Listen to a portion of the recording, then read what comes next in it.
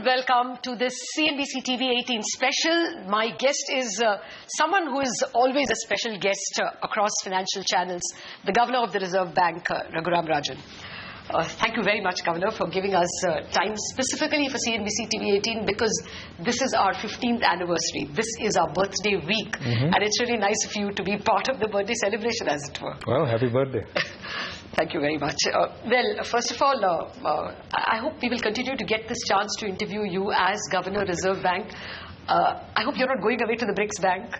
No, no. No, there was a report saying that your name was mentioned. Well, I have not heard anything about it. You have not been told? Not asked?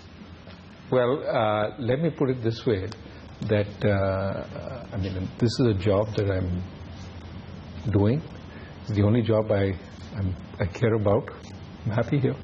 No, you are happy here, but it's quite possible that you may be requested to take on. Well, that's a hypothetical question. You haven't so far been. No, I'm not indulging in hypotheses. I have not been asked about it, and I'm very happy here. All right, fine. Now to concentrate on the job at hand, as you say, the job you love. What is the sense you are getting about the 6% in March 2015 and the 6% in January 2016? Are you getting a sense that you will achieve it a little more easily? Can you give, say, a chance of more downside surprise? Well, look, let me put it this way. Every reading we've had on inflation since, I would guess, November of last year, has been, good. Yes.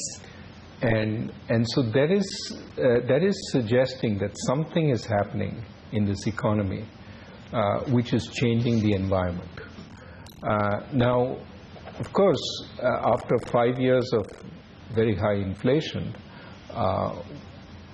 we should not be faulted for trying to make sure that this is the real thing, because we've had false alarms before. But I think every additional sort of inflation reading we get seems to confirm the trend, and our policy was basically saying that we need a little more comfort, but we want to do this in such a way that, barring exceptional eventualities that we can't foresee, that when we change in a direction that is easy to anticipate. And you would anticipate that further moves would be in the same direction.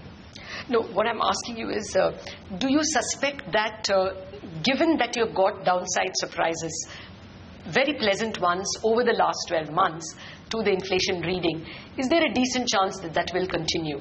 Well, I'm hopeful. And what we want to do is see if that actually happens.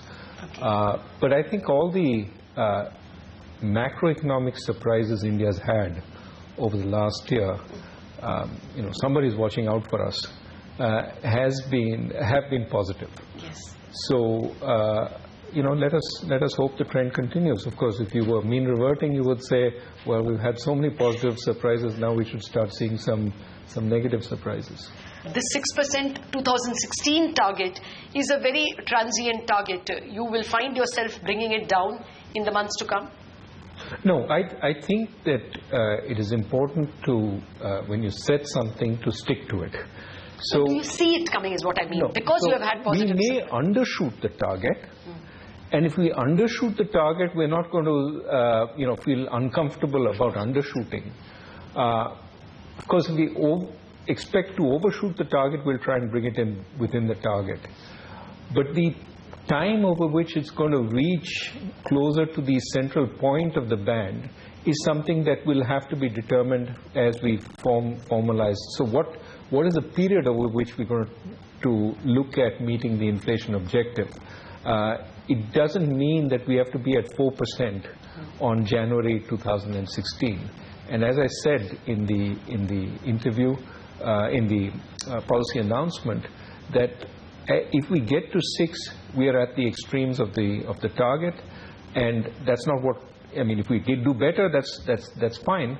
But at this point, we want to get to 6. Governor, you said that you are going to make it easier for banks or more flexible for banks to handle bad loans or potential sticky assets. The 525 rule will be applicable to existing assets as well. Is this not restructuring in disguise? That is what you are trying to end, but you are starting it again. So let's be careful about what I'm trying to end. What I want to end is forbearance, which is call a non-performing loan performing, right?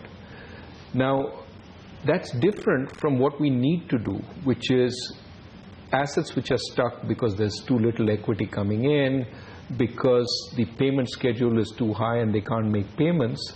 Those assets could well become functional if the financial structure was altered. I want assets to be functional, to produce the stuff that they're supposed to produce, whether it's electricity or coal or steel. But we got to put assets back on track. The faster we do it, the better. Now, there's a bargaining process there. There are losses to be taken because the asset is producing less than what was anticipated at the time of the investment was made.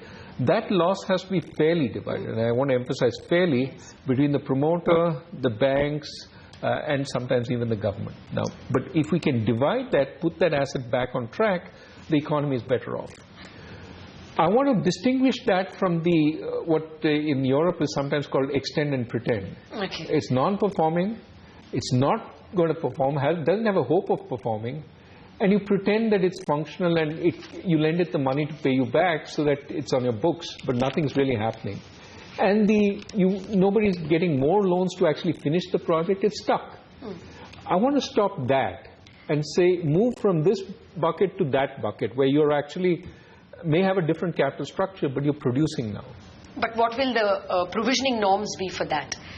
Will it be same as a standard asset? I think that we have to go towards provisioning norms which recognize the size of the losses. So when I say move, I also mean that we have to move to recognize the losses. Now let me be very clear here. There are two things that we control, which is when you declare an asset an NPA and how much you provision for it. Now the first part of it, regardless of whether we say it's an NPA or not, the analyst community already has decided. You call it a restructured asset, they call it an NPA, right? So they're not making a distinction. And in fact, as a bank, you may be worse off because some assets which are genuinely just restructured, which have the same value, shouldn't be called an NPA, are being called an NPA by the community, right? So for them, it's better that those that are genuinely NPA are called NPA. Don't pretend that it's not an NPA. It's not it is an NPA. It's not going to produce value for the next 3 or 4 years. Let's call it an NPA. The second aspect is about provisioning. Provisioning is prudential. And what that means is, if I don't provision today and that asset turns worse, tomorrow I may have to provision double the amount or write off double the amount. It comes as a surprise. So think many of these banks are public sector banks. The government today may be setting aside only some money for recapitalization, knowing that, things aren't so bad.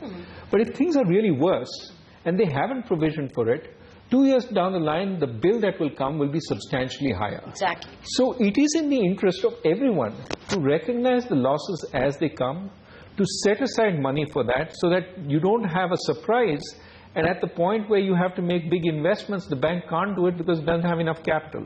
Let's recognize the true state of the banks and move on. So when I say no forbearance, I mean let us recognize the true state. What that means is nothing on the real side. I'm not standing in the way of you doing anything in terms of restructuring. But recognize this is a non-performing loan and that you have to make the appropriate adjustments and give the bill to whoever has to pay the bill. Let's do that. Let's move forward. Okay, more about restructuring itself. In the last downturn, 95 to 2003 or 99 to 2003, it ended with 3 big steel companies getting recast by the entire banking system. Jindal, Ispat, Essar had to be done. Do you think something like that will have to be worked out for, say, the gas-based power projects? See, gas is probably one of the most problematic areas, and the key there is, I think we have to recognize that the supply of gas which was relied upon is no longer there. So this is one of those situations where there has to be a loss-sharing agreement because the losses definitely are there.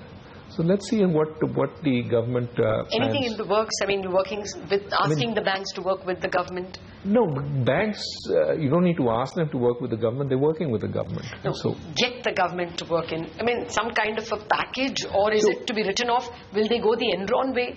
no, they'll have to figure out how they do it. I think these assets are salvageable at a particular price for gas, and maybe the particular demand that they service, peaking demand, may be different from ordinary demand. Those discussions are going on by amongst people who have a much better sense of what needs to be done. I think that let's see what happens. We have to take a break, but just a few more questions remain on the FSLRC and on a whole host of other issues that surround the Reserve Bank. Back in a jiffy.